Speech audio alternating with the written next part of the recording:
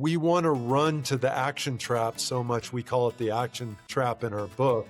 If you don't create different experiences and shift the belief structure and know what that is, you can do all the actions you want all day long. You might get a little short burst, but you're not going to get long-term repeatable change and execution and results.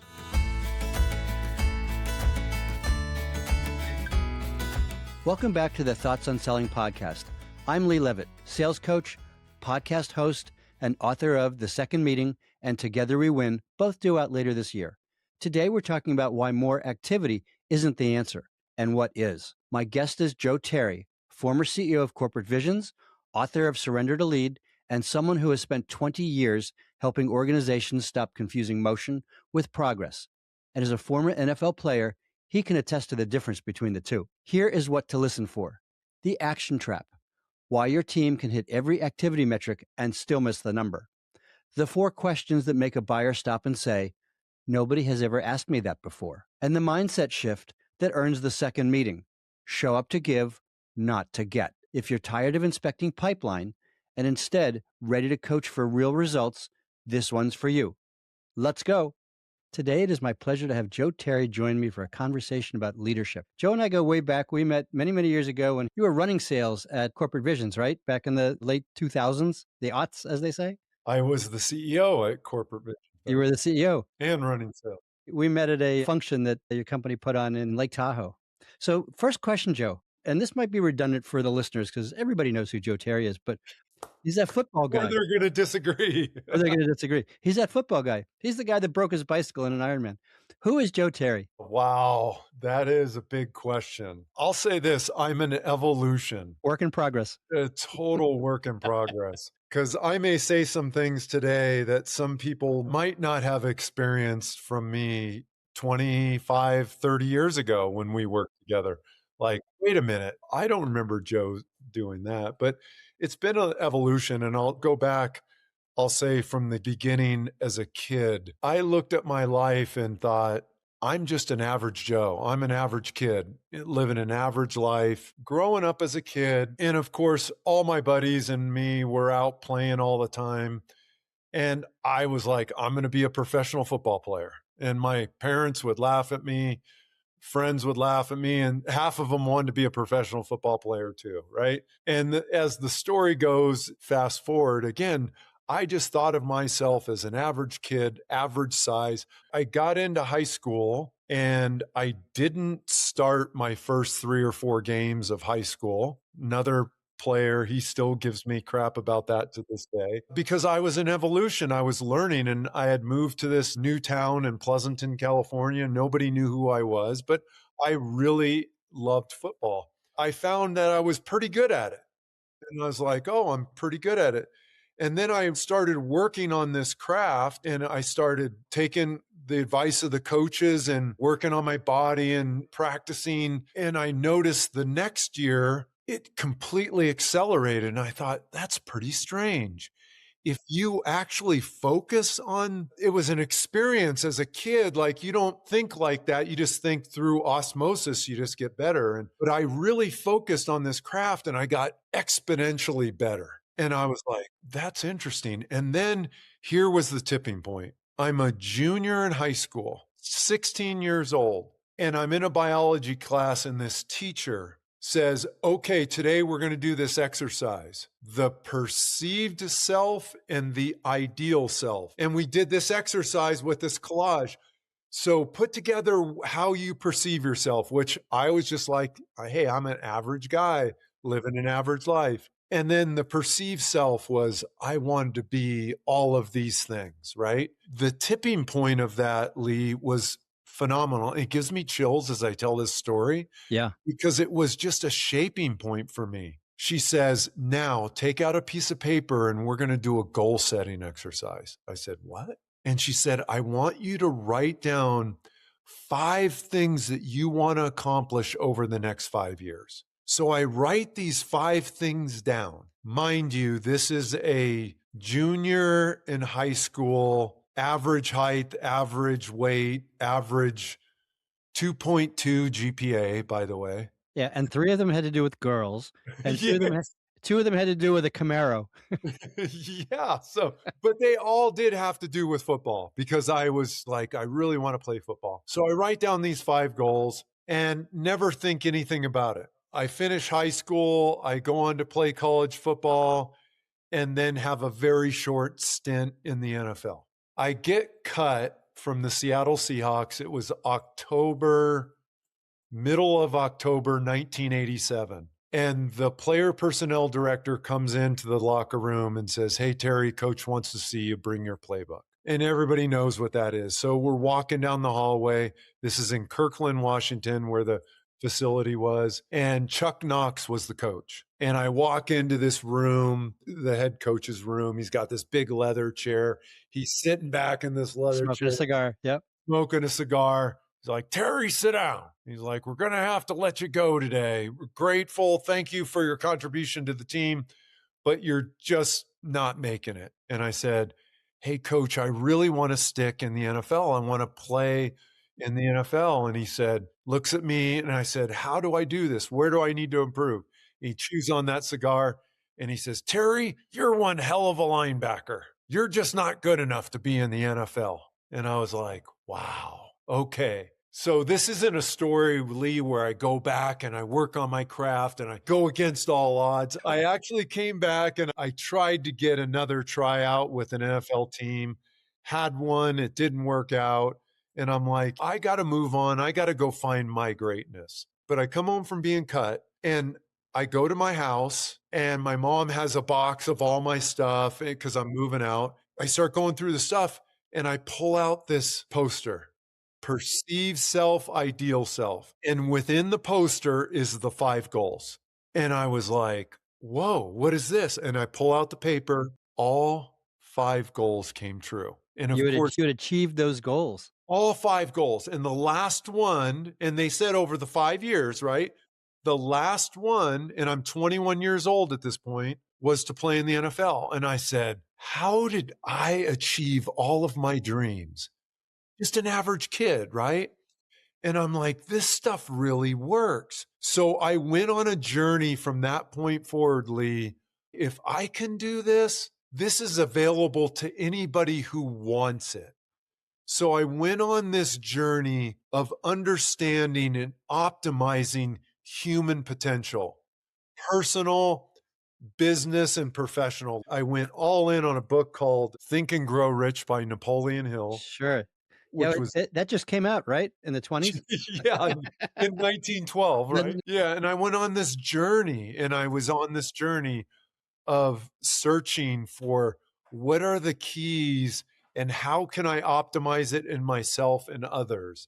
That led me to sales, and I was very successful in sales, then into sales leadership, which I was really successful. And when you met me, that was my first CEO gig at Corporate Visions, what I was ultimately going for, because I wanted to take these concepts and build a company in the same way. Like anybody can do anything they want. There's this phrase in A Course in Miracles that says, all God's creatures are special and none of God's creatures are special, which means I'm no different than you, Lee. You're no different than me. We're no better than one another. But there's something very special about you, Lee. And my job as a leader, if we're working together, is Mhm. go find that Yeah. and help you flourish there.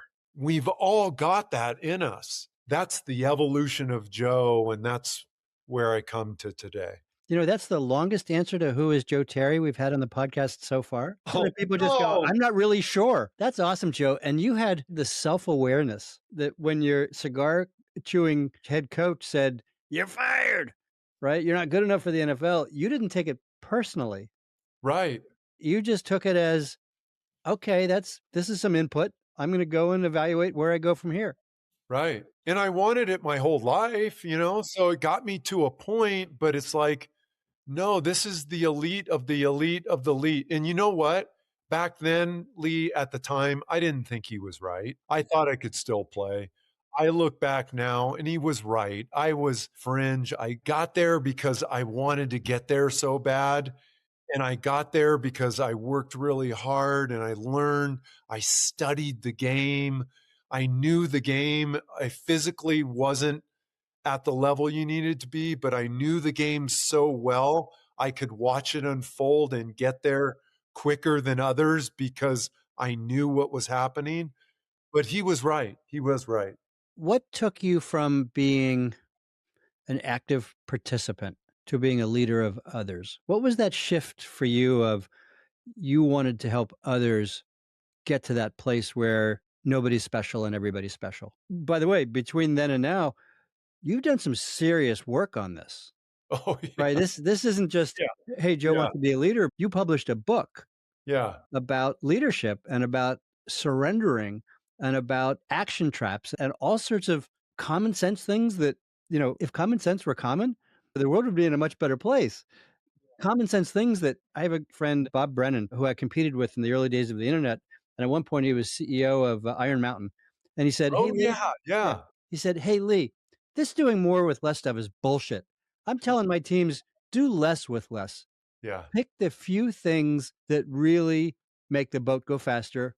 That book, he didn't say that, but do the few things that really matter and do those things well and forget everything else. Your action trap conversation is in that same ballpark of let's focus on the things that matter. And what you said, Lee, and those who listening, I hope they heard what you just said. Common sense is not common. And all of my life, as I said, I've just thought of myself as average. That meant that I had to execute on the basics better. That's what my mindset was growing up. I have to do the basics at a world class level, and that will get me to the world class level. I don't have to find the silver bullet or the hack or the this and the that. If I just consistently execute on the basics, the results will come. I don't need to do this big silver bullet or find the aha moment. Like, just wake up every day and do things really well at the foundational level. Well, Don Miguel Ruiz is pretty straightforward. Yeah. Do four simple Or- things. Be impeccable with your word. Don't take anything personally.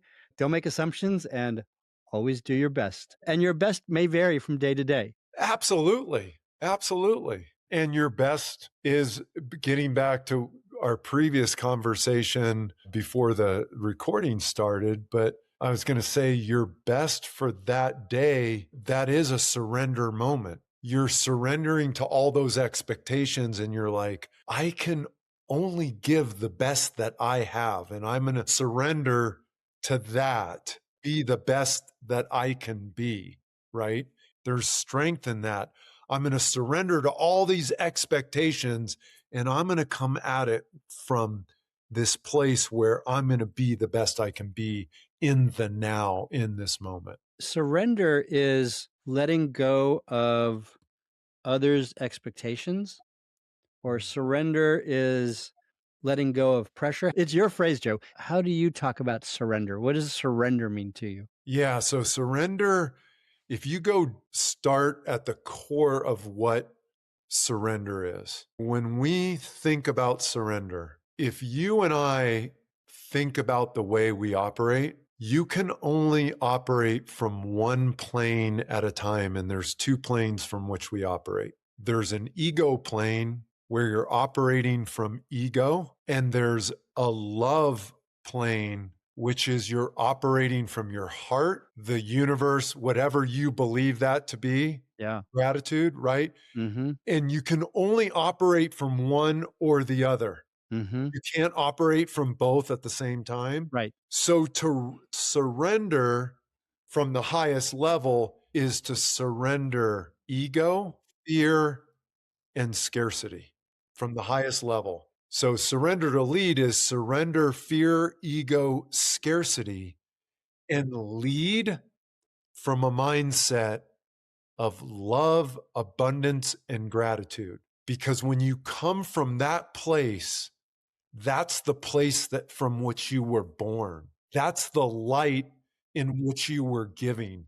That is the purest sense of you as a human being, Lee. And you can never be wrong from there. Right. And then over time, the 4-year-old gets that beaten out of them. Exactly. Yeah. 100%. Mhm. Right? And we have to force ourselves back into that mindset. And so when we talk about this surrender, surrender is not weakness, it's strength. You're saying, I'm coming into this situation. I'm coming into this situation with Lee. And boy, Lee and I don't agree at all. Like, this is going to be a tense conversation. Yeah. So I can come from a place of ego, fear, like I'm afraid I'm not going to get what I want. I'm the superior, or, my division's better, or whatever.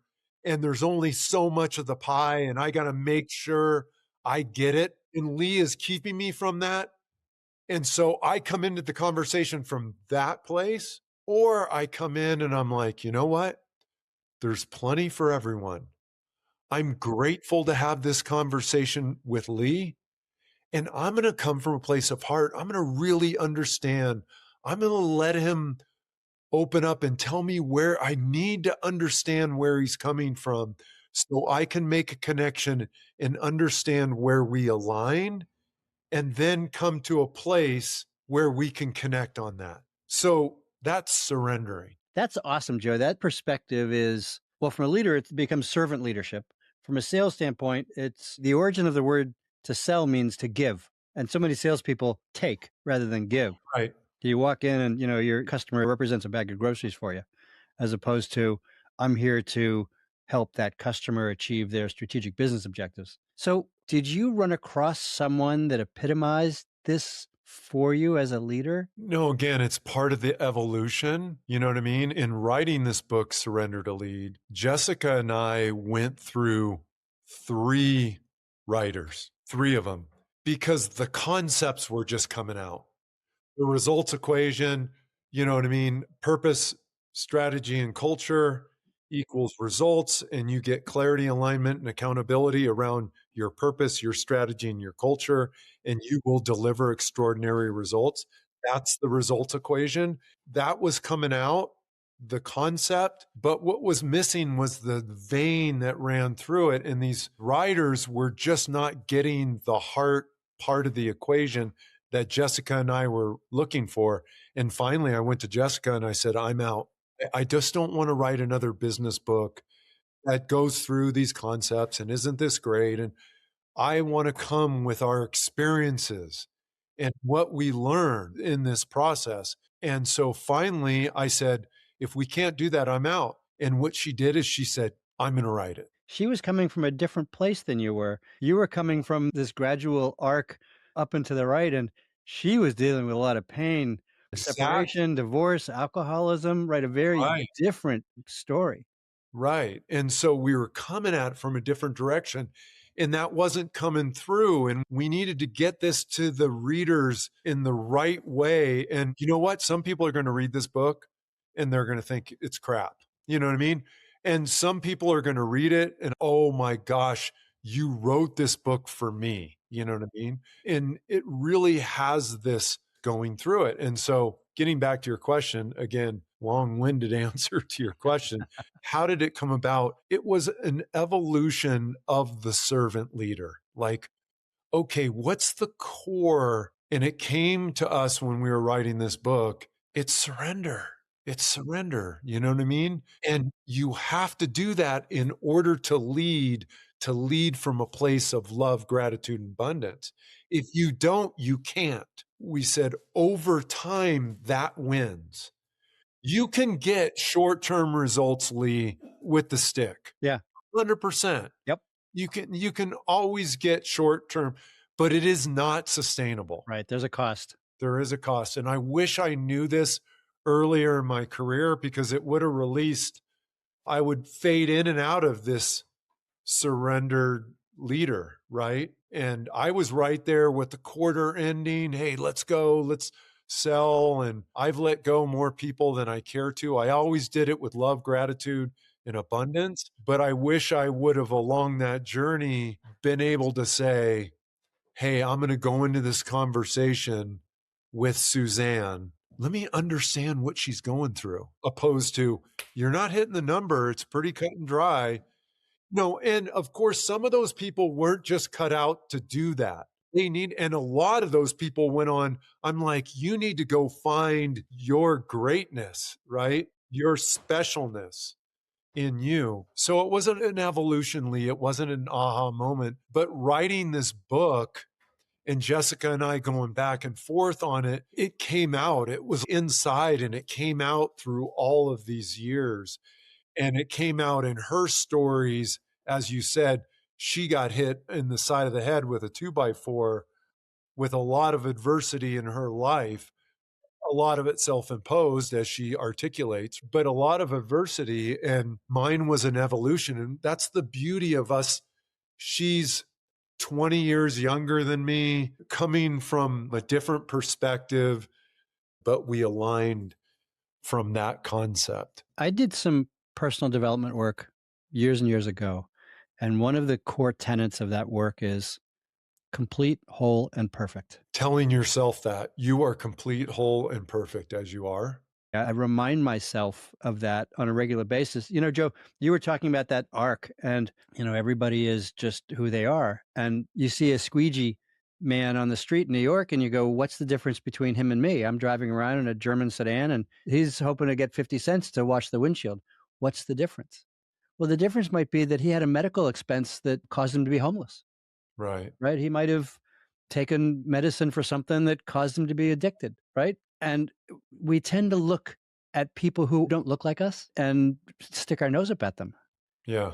And one, that could be us tomorrow. And two, more importantly, they are us. Yeah.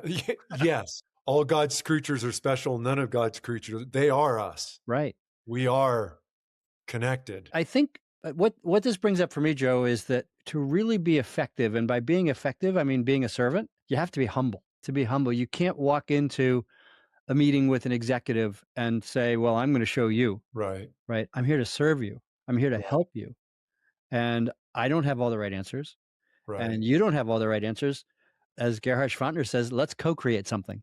That was a tipping point that you came to. That, think if the whole world operated from that perspective. 2 points. We show up to give, not to get. We show up. If you can keep that, like, and you show up to the phone call, you show up for your spouse, you show up for your kids, you show up for your team members, you show up for your friends, you show up to give, not to get. If you want anything in life, you have to give it away first. You have to give it away. If you ever feel lack in your life, love, money, respect, kindness, you've got to give it out, right? Yeah, go work a soup kitchen line for an hour or a Yeah. day. Yeah. Yeah. You know, I brought Jessica into the company to be our thought leader into Culture Partners, and she is so extremely talented. She found her specialness. And I was like, I told her when we hired her, I'm going to help you build your brand. And so we started this relationship and we're building the company, and she was doing thought leadership. And this is before we started the book. And then it was going south, and it was going south hard. She's really strong willed, as am I, right? Very opinionated, thinks this way. And we don't always align Right. on our thoughts. Which is great. Yeah. And And we were going south, and it's going south hard. And I'm like, one night I'm talking to my wife, Katie. I remember her face, and I'm explaining the situation, and she looks at me and she just shakes her head. And she says, I've seen this movie before. I know how this plays out, and it doesn't play out well. She's either going to quit or you're going to fire her. That's going to happen. Do you want that to happen? And I'm like, no, I don't. And she goes, well, remember, all God's creatures are special and none of God's creatures are special. And I'm like, thanks I for the have, coaching. I have to think about this differently. Yeah. It wasn't exactly what you said. What was the three things? Complete, whole, and perfect. Complete, whole, and perfect. But I said, I'm going to embrace this relationship from a place of love, because I'm coming into it from a place of ego and fear and scarcity. Like, how dare her say that or think this? That's all my ego. So I'm going to start engaging. And I never said a word, never said a word. And I started engaging with her that way. And over the next 3 to 6 months, the relationship just did a 180 and became incredible like it was at the very start. And to the point that she even called me up and she said, "We're back." Because now we were having these great conversations about strategy and what we're going to do next. And that's where the book was born. And in the absence of that, if I wouldn't have done that, Lee, no book, No book, no work. no Yeah. book, Yeah. no Jessica on the Today Show, which she's Right. been, no Jessica on CNBC, CNN. None of that would have happened. Yeah. And that would have been on me. That's Right. mine. That I own that. That was me surrendering to my ego.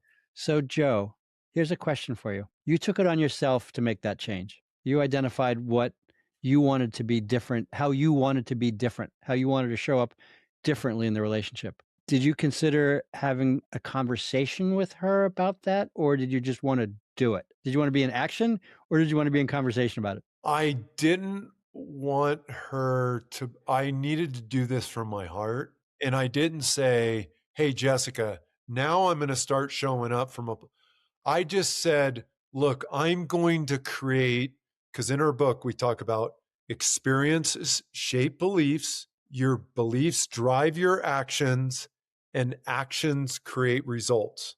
That's the results pyramid. We talk about that. So I said, I need what I can control. I can't control her actions or how she feels, but what I can control is the experience I create for her. So I just started doing it, Lee. And I'm like, I'm going to show up differently for her and create new experiences. I'm going to do it from a place of my heart. This isn't manufactured. I'm going to do it from a place of my heart. And over time, I started to create these experiences and it started shaping her beliefs. And her actions changed towards me. And it was incredible. All of a sudden, we're back in the groove and we're talking about next strategy we're executing on. And it was great. So the answer is I let it unfold organically through the experiences I created. Many people struggle with, I want things to be different. And so the first question is, well, why don't you do something about it? What Right. do I do? Here you go. Right. And this is where the shift framework came from. I said, I have to own this. And there was part of me that wanted to believe that I would see a shift in the other person, and the other person being Jessica, as a result of, and it's like, see, you can impact others if you create a different experience for them. Is that ego, or is that I'm going to try this and see what happens? Or is that this is who I am? And if I get specific results, great. And if I get other results, great. I was at a place where, like I said, my wife said, "Hey, I've seen the movie. Do you want the movie to change or not?" And I'm like, okay, that means I have to look at this differently. So I'm going to put all the onus on me. I'm going to say, and in the shift framework, we say, stop. That's the S. Stop fighting reality. And the reality is the situation is this relationship's going south. I can continue to fight it or not, Yeah. right? Stop fighting what is. Stop fighting what is. And then the next part in the framework is the H, right? And there's a part of you that says, look, reality's reality. I'm going to stop fighting it. I'm also going to have faith. And I don't mean God faith, or you're going to have faith that this is going to work out the way it should for the right reasons. And you have to believe in that, right? And this is where it came to me, Lee, where I'm like, okay, I have to identify how I'm showing up with her. Right. And that's the I identify what's mine. Yeah. And This is where it gets real. I got to take a look at myself and say, no, really, what's going on? Yeah. Who am I being? And I'm like, Joe, you're being an asshole. And you're being an asshole as a result because your ego, but you're being an asshole.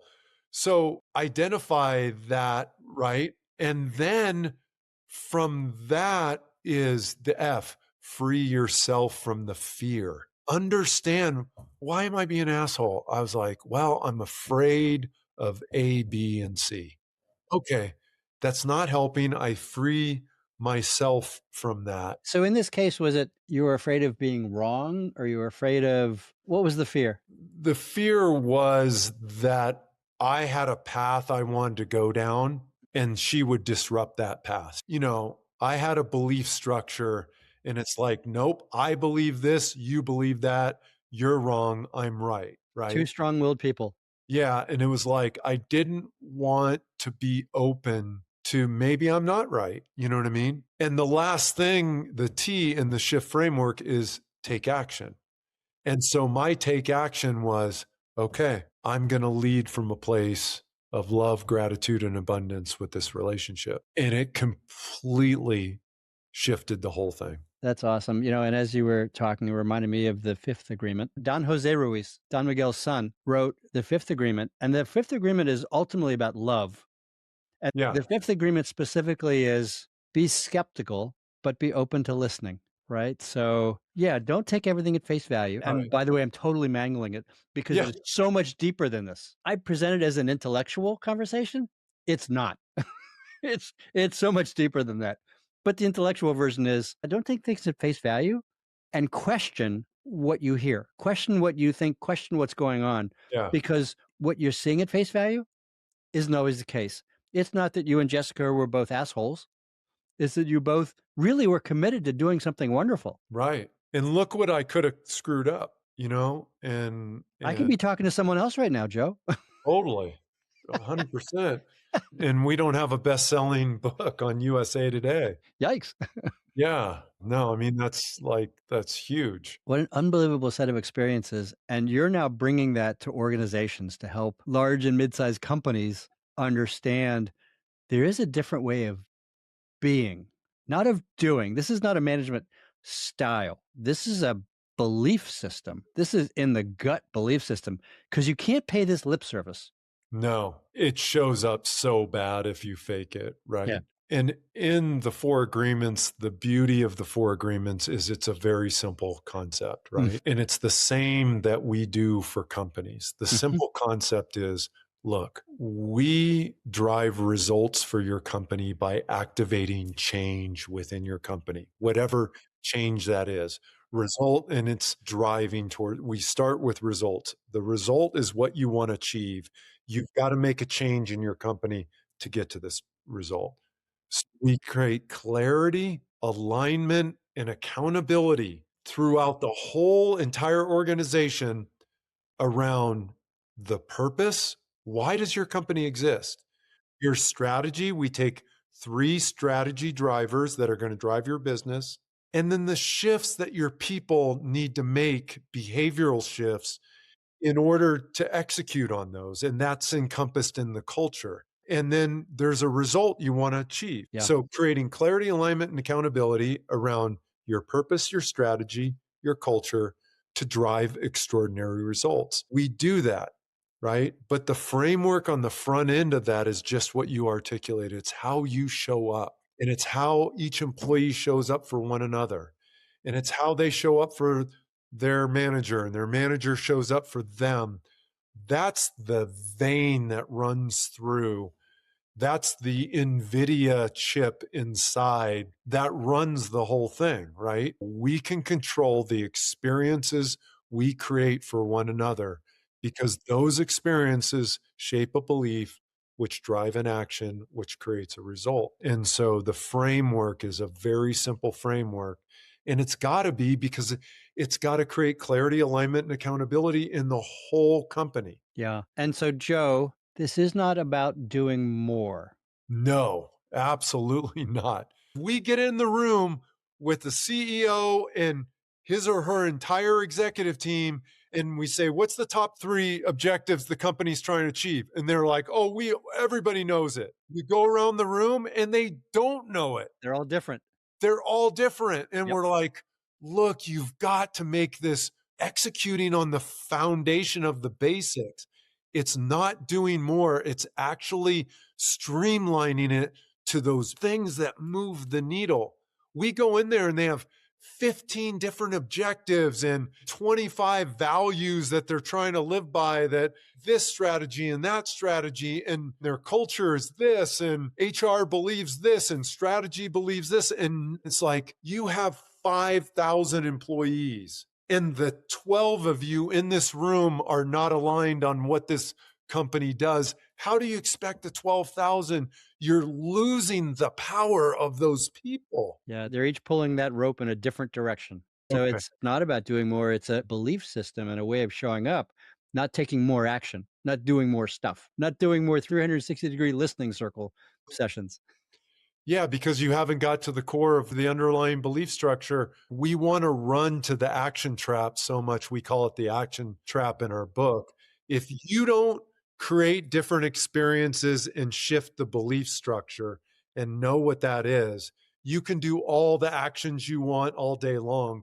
You might get a little short burst, but you're not going to get long term repeatable change and execution and results. So, Joe, this podcast is called Thoughts on Selling. And at some point, we're going to bridge over into the sales conversation. No, here it is. So, everything you said, if someone wants to be a fabulous knock it out of the park salesperson, and I'll say what that means, just do what we talked about for the last 40 minutes. When you show up as a servant, when you show up without ego, when you show up in service, when you understand the other person, when you want that other person to be successful, when you're clear on what the mission is, then you are in service of the other and you will be compensated accordingly, but that's not why you do it. You know, I had Jeff Lipsius on about a year and a half ago, and he said, Lee, the purpose of selling is not selling, it's buying. And I sat with that for a bit and I said, yeah, I get that, Jeff, but let's take it to the next step. The purpose of selling is not buying. The purpose of selling is not selling, and it's not buying. You don't go to a car dealer and buy a car for the purpose of signing on the bottom line, right? You go because you need transportation, or you want to take the car to the track, or you want to go out on a Saturday afternoon cruise, right? You go for those results. You don't go for the transaction. The purpose of selling is to help an organization meet its strategic objectives, to give them the tools and resources that they can use to meet their strategic objectives. And when a seller thinks from that perspective of being a servant in that process, then one, selling has to change. The seller has to have visibility on what's going on post transaction. But more importantly, they have to walk in with a very different mindset. And that mindset comes from what we've been talking about for the last 45 minutes. Yeah, 100%. And to your point, I just want some seller one day to start with, hey, Joe, what are your top 3 results you're looking to achieve as a company? And I would tell them exactly what it is in bookings, what it is in our client retention, and what it is in EBITDA.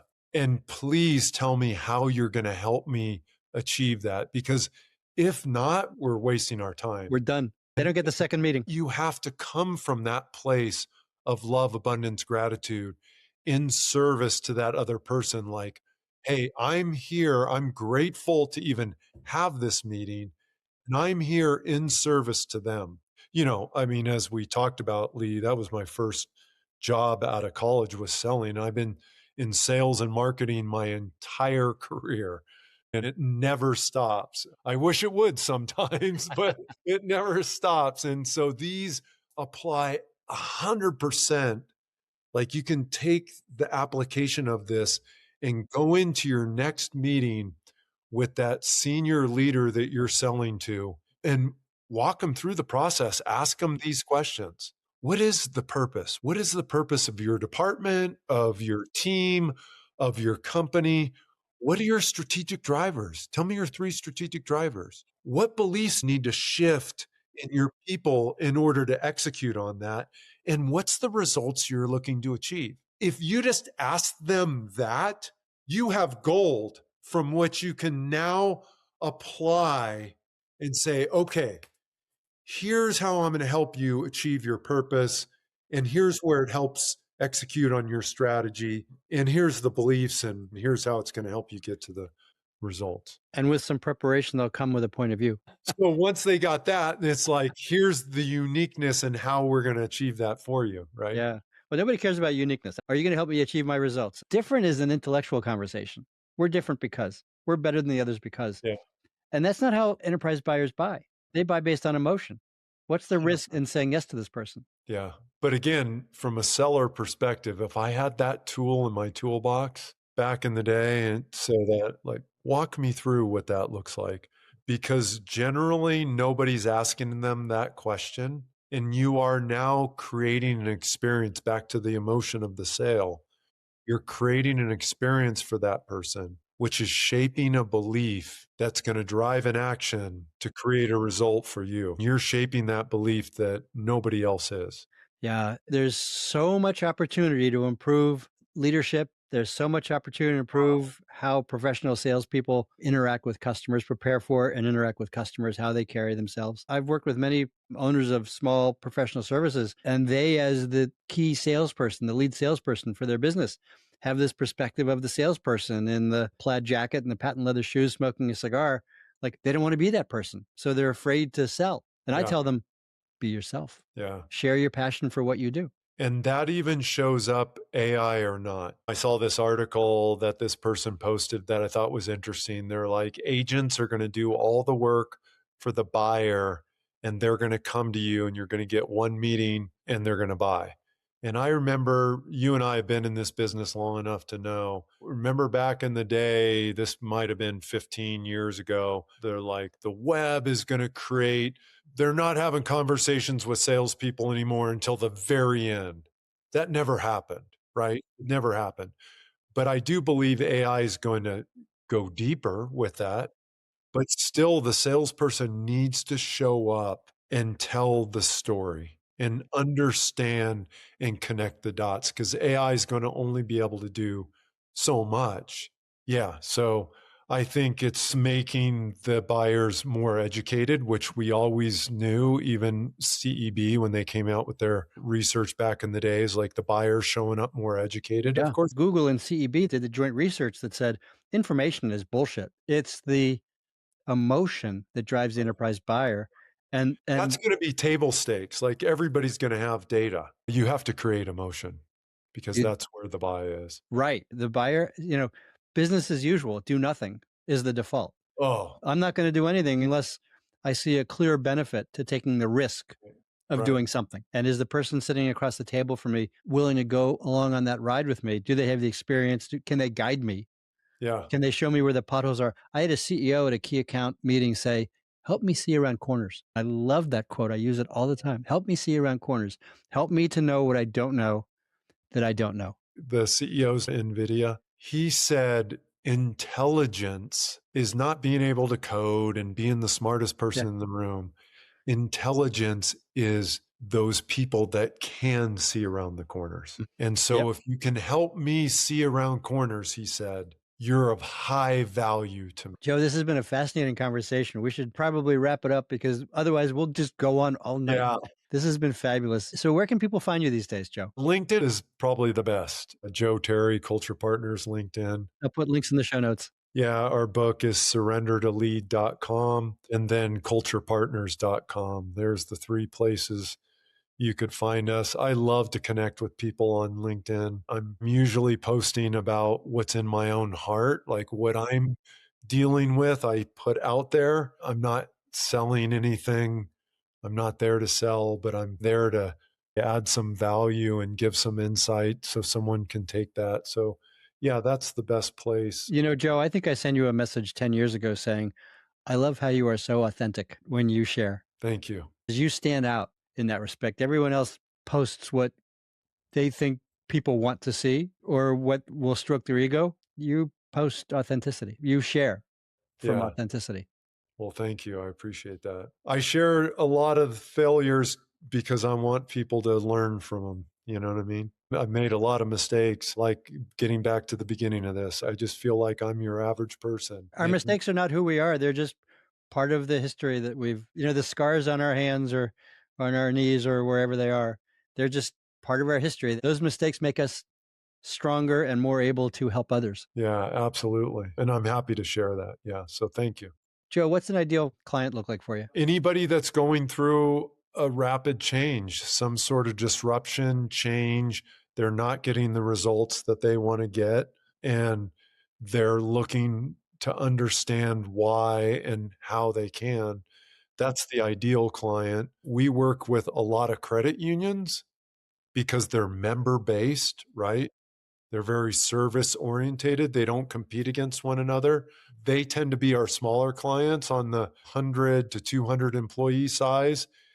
And we work with the largest companies in the world as well. Petronas, the big energy company in Malaysia, is 58,000 employees, I think. We run the gamut on that. It's any company that's working through this change and how to create clarity, alignment, and accountability through their organization. I love it, Joe. I'm so glad we were able to reconnect. Yeah, grateful to you to have me on. Thank you. Of course. Thanks, Joe. Always a pleasure.